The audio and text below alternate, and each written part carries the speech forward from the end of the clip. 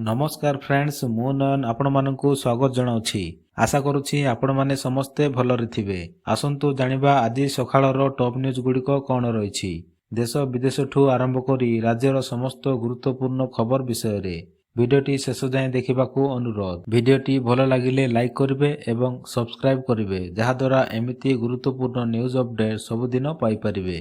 तेबे आसंतु नजर पकाइबा आजिर top news गुडिको उपरे। एणिकी सहज हेबो डेंगू चिकित्सा। प्रथम औषधर रिजल्ट को नहीं आश्चर्य हेले वैज्ञानिक। डेंगू भूताणु प्रतिवर्ष लक्ष लक्ष लोकंकु संक्रमित करिथाए। एबे मध्य डेंगू एक बड़ विपद होई रहिछि कारण एहार कोनोसी औषध नाही। जॉनसन एंड जॉनसन द्वारा विकसित डेंगू ज्वर पई एक औषध अमेरिका रे एक मानव परीक्षण करा जायथिला। तेबे एथिरे किछि रोगींकु भूताणु ठारू रक्षा करुथुबा देखा जायछि। आरंभ होईछि कटकर गणपर्व दशहरा। 100 कोटीर सुना चांदी चमकुछि कटक। चलित वर्ष कटक महानगर निगम शांति कमिटी अंतर्भुक्त 170 पूजा मंडप को मिसाई 180 रु अधिक मंडपरे दशहरा पूजा आयोजित होउछि। 32टी मंडपरे संपूर्ण चांदी मेढ़ प्रस्तुत होइथिबा बेले 10टी मेढ़रे सुनार साजसज्जा होइछि। चलित वर्ष प्रथम थर पाई कटकरे काच और पितलर मेढ़ प्रस्तुत करा जायछि। विश्वकप क्रिकेटर 19तम मैच श्रीलंका एवं नेदरलैंड मध्य खेला जायतिला। नेदरलैंड प्रथम बैटिंग करी 39.4 ओभर रे 10 विकेट हराई 262 रन करिथिला। एहार जवाब रे श्रीलंका 48.2 ओभर रे 5 विकेट हराई नेदरलैंड को परास्त करि नैथिला। इजराइल और हामास आतंकवादी मध्य जारी रही युद्ध। इजराइल हामास लड़ाईर 15 दिन पर मानवीय सहायता नहीं गाजारे प्रवेश करिछि ट्रक। इजिप्ट सीमा देई एही सहायतार ट्रक जाइथिबा सूचना मिलिछि। केवल इजिप्ट नुहे अनेक देशरू गाजा को रिलीफ सामग्री पठा जाउथबा सूचना रहिछि। सरकारी चाकरी खोजुथबा प्रार्थी मानक पई बड़ खुशी खबर। Odisha subordinate staff selection commission OSSC पक्षरु आसीछि एक बड़ नियुक्ति सुजोग। एथिरे मोट 2712टी पदवी पूरण पाई विज्ञप्ति जारी करा जायछि। इच्छुक प्रार्थी माने ओएसएससी रो ऑफिशियल वेबसाइट को जाई सब तथ्य पाई परिबे। दक्षिण पश्चिम पार्श्ववर्ती दक्षिण पूर्व बंगोपसागर रे सृष्टि होईछि घूर्णिबलय जहाकी लघुचापरे परिणत हेबो। आसंता 23 तारिख बेलकू यह अधिक घनीभूत होई अवपातर रूप नेबार संभावना रही।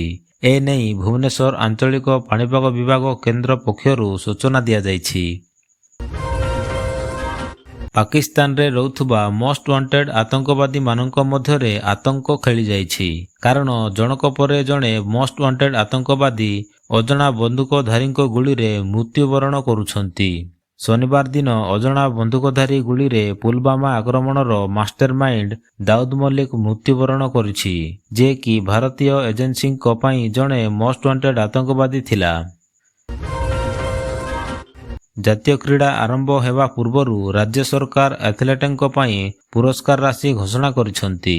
अक्टोबर 26 रु गोवा रे 36तम जातीय क्रीड़ा आरंभ हेबो। एही क्रीड़ा रे 31 विभाग रे ओडिशा रु 300 रु अधिक एथलेट भाग नेबे।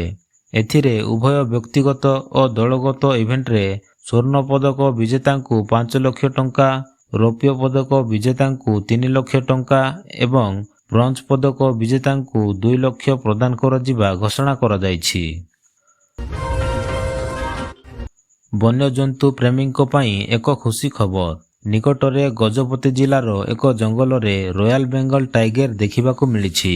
सूचना अनुसार वन विभाग एक फोटो प्रकाश करिछि जेउठी जिलार महेंद्रगिरी जंगल रे एही बाघ को चिन्हट करा जायछि।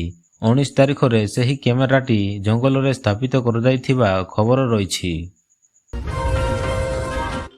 आरबीआई प्रति मासरे बैंक छुट्टी तालिका प्रकाश करिथाए। नवेम्बर मास आसुथिबारु आरबीआई उक्त मासर छुट्टी तालिका जारी करिछि। आरबीआई छुट्टी तालिका अनुसार नवेम्बर मासरे 15 दिन बैंक बंद रहिबो। जदि आपण माने नवेम्बर मासरे बैंक संबंधी कार्य करबाकू चाहुछंती तेबे सही काम गुडी को छुट्टी पूर्वरु करि नियंतु। ନହେଲେ ସମସ୍ୟାର ସମ୍ମୁଖୀନ ହୋଇପାରନ୍ତି। ୱାର୍ଲ୍ଡ କପ୍ରେ ଟିମ୍ ଇଣ୍ଡିଆକୁ ଲାଗିଛି ଏକ ଶକ୍ତ ଝଟକା। ନ୍ୟୁଜିଲାଣ୍ଡ ବିପକ୍ଷ ମ୍ୟାଚ୍ରୁ ବାଦ୍ ପଡ଼ିଛନ୍ତି ହାର୍ଦ୍ଦିକ ପାଣ୍ଡ୍ୟା। ଗୁରୁବାର ବାଂଲାଦେଶ ବିପକ୍ଷ ମ୍ୟାଚ୍ରେ ଆହତ ହୋଇଥିଲେ ଟିମ୍ ଇଣ୍ଡିଆର ଅଲରାଉଣ୍ଡର ହାର୍ଦ୍ଦିକ ପାଣ୍ଡ୍ୟା। ଆଜି ଧର୍ମଶାଳାରେ ନ୍ୟୁଜିଲାଣ୍ଡ ବିପକ୍ଷ ମ୍ୟାଚ୍ରେ ଖେଳିବେ ନାହିଁ। ଏନେଇ ବିସିସିଆଇ ପକ୍ଷରୁ ସୂଚନା ଜାରି ହୋଇଛି। ନିର୍ବାଚନ ପୂର୍ବରୁ ଛତିଶଗଡ଼ରେ ଏନ୍କାଉଣ୍ଟର। ଛତିଶଗଡ଼ର କାଙ୍କେର ଜିଲ୍ଲାରେ ସୁରକ୍ଷାକର୍ମୀଙ୍କ ସହ ଏନ୍କାଉଣ୍ଟରରେ 2 ନକ୍ସଲଙ୍କ ମୃତ୍ୟୁ ହୋଇଛି। ଶନିବାର ସକାଳ 8ଟା ବେଳେ କୋୟଲିବେଡ଼ା ଥାନା ଅନ୍ତର୍ଗତ ଜଙ୍ଗଲରେ ଡିଆର୍ଜି ଯବାନଙ୍କ ସହ ସର୍ଚ୍ଚ ଅପରେସନ ବେଳେ ଏହି ଏନ୍କାଉଣ୍ଟର ହୋଇଥିଲା। ଏନ୍କାଉଣ୍ଟରରେ 2 ନକ୍ସଲଙ୍କ ମୃତ୍ୟୁ ହୋଇଥିବା ବେଳେ ଗୋଟିଏ ଇନସାସ ରାଇଫଲ, ଗୋଟିଏ ରାଇଫଲ ଓ ଅନ୍ୟାନ୍ୟ ଅସ୍ତ୍ରଶସ୍ତ୍ର ଜବତ ହୋଇଛି। 2 ନକ୍ସଲଙ୍କ ଶବ ଚିହ୍ନଟ ହୋଇନଥିବା ବେଳେ ଆଖପାଖ ଅଞ୍ଚଳରେ ସର୍ଚ୍ଚ ଅପରେସନ ଜାରି ରହିଛି।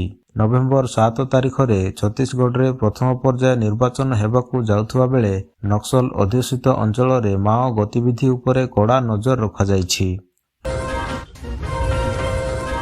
ପର୍ଯ୍ୟଟକଙ୍କ ପାଇଁ ଖୁସି ଖବର। ଏଣିକି ନନ୍ଦନକାନନ ଗଲେ ଆଉ ଧାଡ଼ିରେ ଛିଡ଼ା ହେବାକୁ ପଡ଼ିବନି। କାରଣ ଏବେଠାରୁ ଆରମ୍ଭ ହୋଇଯାଇଛି ଡିଜିଟାଲ ବୁକିଂ। ତାହା ପୁଣି ଗୋଟିଏ ମିନିଟରେ। ହ୍ୱାଟ୍ସଆପ୍ ଜରିଆରେ ଟିକେଟ କାଟିପାରିବେ ପର୍ଯ୍ୟଟକ। ଶନିବାର ଏକ କାର୍ଯ୍ୟକ୍ରମରେ ଅନଲାଇନ ଟିକେଟ ବୁକିଂ ସୁବିଧା ଉଦ୍ଘାଟନ କରିଛନ୍ତି ଜଙ୍ଗଲ ଓ ପରିବେଶ ମନ୍ତ୍ରୀ। ହ୍ୱାଟ୍ସଆପ୍ କ୍ୟୁଆର କୋଡରେ ସ୍କାନ କରି ଟିକେଟ କରିହେବ। ହ୍ୱାଟ୍ସଆପ୍ ବେସ୍ ଟିକେଟ ବୁକିଂ ଉଦ୍ଘାଟନ କରିଛନ୍ତି ମନ୍ତ୍ରୀ ପ୍ରଦୀପ ଅମାତ। ନନ୍ଦନକାନନରେ ଏହି ଅତ୍ୟାଧୁନିକ ସେବା ଭାରତରେ ପ୍ରଥମ। ନନ୍ଦନକାନନ ପକ୍ଷରୁ ଏକ ହ୍ୱାଟ୍ସଆପ୍ ନମ୍ବର ମଧ୍ୟ ଜାରି ହୋଇଛି। ନମ୍ବରଟି ହେଲା 7871844856। ନମ୍ବରରେ ମେସେଜ କରି ଟିକେଟ ବୁକିଂ କରିପାରିବେ। ଟିକେଟର ସମୟସୀମା ରହିବ ଗୋଟିଏ ଦିନ। ଶନିବାର ମୁମ୍ବାଇରେ ହୋଇଥିବା ବିଶ୍ୱକପ୍ ଫାଇଟରେ ଦକ୍ଷିଣ ଆଫ୍ରିକା ବିପକ୍ଷରେ ଲଜ୍ଜାଜନକ ଭାବେ ପରାଜିତ ହୋଇଛି ଇଂଲଣ୍ଡ। ମୁମ୍ବାଇର ବାଂଖେଡ଼େ ଷ୍ଟାଡିୟମରେ ହୋଇଥିବା ଏହି ମୁକାବିଲାରେ ଦକ୍ଷିଣ ଆଫ୍ରିକା ପ୍ରଥମେ ବ୍ୟାଟିଂ କରି 349 ରନ୍ର ବିଶାଳ ସ୍କୋର କରିଥିଲା। 400 ରନ୍ର ଟାର୍ଗେଟ ନେଇ ବ୍ୟାଟିଂ କରିବାକୁ ଆସିଥିବା ଇଂଲଣ୍ଡ ଅତି ଶୋଚନୀୟ ବ୍ୟାଟିଂ ବିପର୍ଯ୍ୟୟର ସାମ୍ନା କରିଥିଲା। ଫଳରେ ଦଳ 22 ଓଭରରେ ମାତ୍ର 170 ରନ୍ କରିବା ସହ ଅଲ୍ ଆଉଟ୍ ହୋଇଯାଇଛି। ଇଂଲଣ୍ଡର ଅତି ଦୁର୍ବଳ ପ୍ରଦର୍ଶନ ଯୋଗୁଁ ଦକ୍ଷିଣ ଆଫ୍ରିକା 229 ରନ୍ରେ ମ୍ୟାଚ୍କୁ ଜିତି ନେଇଛି। ରାଜସ୍ଥାନରେ ଲଢ଼େଇ। ବର୍ତ୍ତମାନ ସୁଦ୍ଧା ବିଜେପି 124 ପ୍ରାର୍ଥୀ ଘୋଷଣା କରିସାରିଛି। ଦଳ କେଉଁ ରଣନୀତି ଆଧାରରେ ଲଢ଼ିବ ଆପାତତଃ ସ୍ପଷ୍ଟ ହୋଇଛି।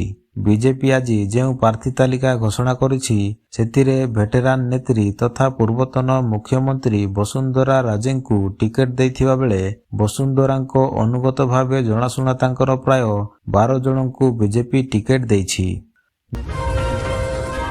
ଦକ୍ଷିଣ ପୂର୍ବ ବଙ୍ଗୋପସାଗରରେ ସୃଷ୍ଟି ହୋଇଥିବା ଲଘୁଚାପ ସକ୍ରିୟ ରହିଛି। ଏହା ଧୀରେ ଧୀରେ ଉତ୍ତର ପଶ୍ଚିମ ଦିଗରେ ଗତି କରୁଛି। ରବିବାର ଏହା ଉତ୍ତର ପଶ୍ଚିମରୁ ପଶ୍ଚିମ କେନ୍ଦ୍ରୀୟ ବଙ୍ଗୋପସାଗରକୁ ଗତି କରି ଅଧିକ ଘନୀଭୂତ ହୋଇ ଅବପାତର ରୂପ ନେବ।